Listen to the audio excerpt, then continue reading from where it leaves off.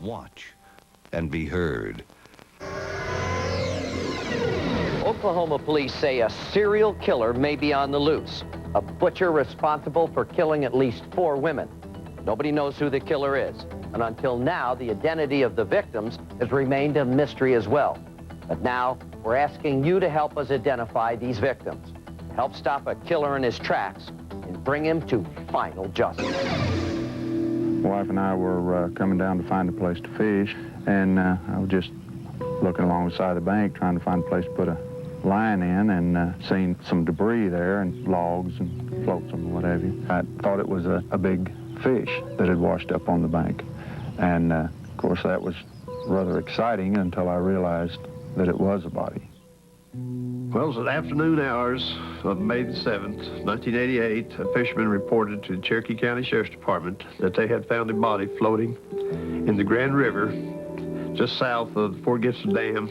The officers responded, and with the help of the Oklahoma Lake Patrol, they was able to retrieve the body. As we neared the body, we could tell that she had been anchored down with a concrete block tied with a telephone cable. It appeared that she was clasping that block around her stomach. Very horrible. The body was that of a young white female. She was wearing a pullover type shirt, 3/4 length sleeves, and an inscription across the front of the shirt which stated, "Love is like a butterfly. It goes wherever it pleases and pleases wherever it goes." On her right hand, she was wearing a single ring, a silver with 3 sets in it, and on her left hand, she was wearing 2 rings. The medical examiner's office reported to us that on her left shoulder was a tattoo of a daisy, a yellow flower with 4 green leaves. And from that day on, we referred to her as Daisy Jane Doe. A certain period of time, she was laid to rest in the Tahlequah Cemetery here in Tahlequah, Oklahoma. The other investigators, myself, we still continue hoping that we will be able to identify her, because in order to find her killers, we first have to know who she is. Nearly 8 years have passed since Oklahoma authorities discovered Daisy Jane Doe. With all their leads exhausted, investigator Jack Goss asked America's Most Wanted for help. America's Most Wanted, I feel we'll never know who she is without their help. America's Most Wanted knew it was a tough case with very little to go on. The tattoo, the sweatshirt, and the 3 rings were the only hard evidence to work with. In order to solve this murder, a better image of what Daisy Jane Doe really looked like and who she really was vital. In April of 1994, authorities working with America's Most Wanted exhumed the body of Daisy Jane Doe and transported her to the medical examiner's office in Oklahoma City. Dr. Clyde Snow, a forensic anthropologist for the state of Oklahoma, examined the remains to see if there were any additional clues that might reveal something about Daisy Jane Doe. One feature that interested me, the teeth are in very good condition. Also, she was apparently a non-smoker. The teeth are not ringed with the heavy tar deposits that we see in smokers. So we can estimate her height to be about 5 foot 5 inches. One clue to age are these thread-like lines that course across the surface of the skull. In her case, they're still open, although there's perhaps some early closure back in this area, which suggests that she is in her 20s or 30s. Armed with this scientific information, America's Most Wanted asked 2 forensic artists, sculptor Betty Gatliff and sketch artist Karen Taylor, to create a facial reconstruction using Daisy Jane's skull as the base for their work. The first stage is to take the information obtained from Dr. Snow and go to the appropriate tissue depth chart. So I have used the information for white females and glued rubber eraser material at these different points around the face. These measurements were made on cadaver material that takes into consideration the size of the muscle, the fatty tissue, and the skin thickness all in one measurement. I taper the clay from one depth to the next, and this gives me the shape of the face. To determine the outline of her face, I will literally just connect the dots of these tissue depth markers. Following the contours around her cheekbone, around her jaw line, down to her chin.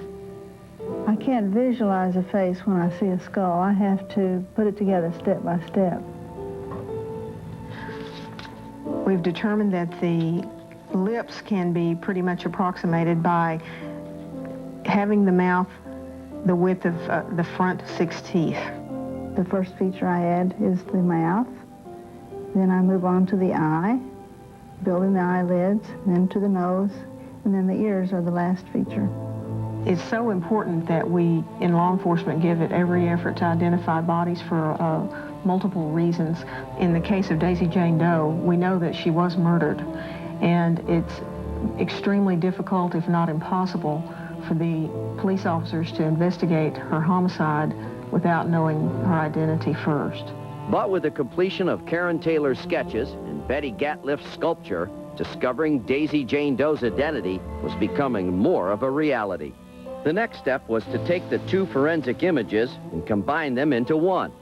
2 computer graphic facilities, Viewpoint Data Labs and Video Central, joined forces to create a 3D lifelike model by joining the 2 forensic artworks together.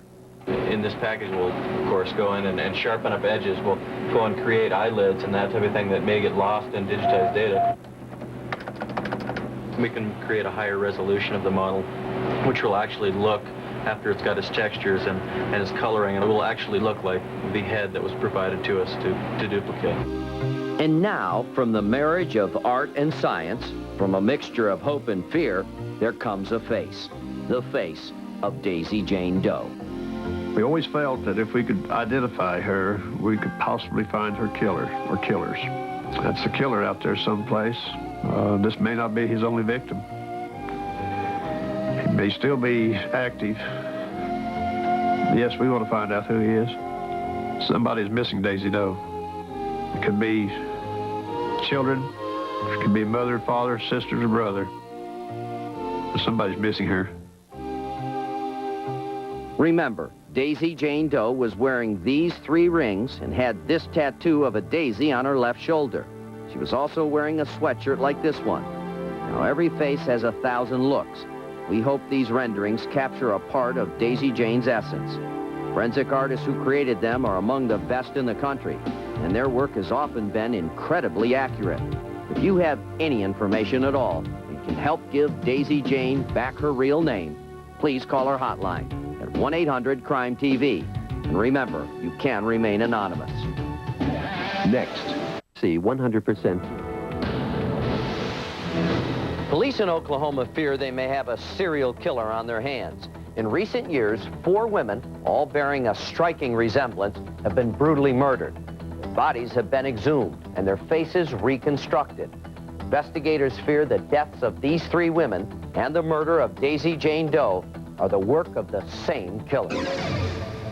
On June 24th, 1987, 1.5 miles off Interstate 35 near Paoli, the skeletal remains of a white female were found by 2 fishermen. Paoli Jane Doe was in her late 20s or early 30s. She was approximately 5 foot 3 inches tall. On January 5th, 1990, another body floated by surveyors in a creek outside El Reno, between Interstate 40 and Highway 66. El Reno Jane Doe was either a white female or an American Indian in her late 20s to 30s and stood about 5 foot 5 inches tall. And on October 23rd, 1994, Dora Jane Doe was found 2 miles south of I-40 on Highway 64D. Dora Doe was between the ages of 30 and 50 and stood about 5 foot 6 inches tall. She could be white, Asian, or Native American. Now remember, all 3 of these victims were brutally murdered. So if you even remotely suspect that you know one of these ladies, please call our hotline at 1-800-CRIME-TV. That's all for this edition of Final Justice. I'm John Walsh. Thanks for watching.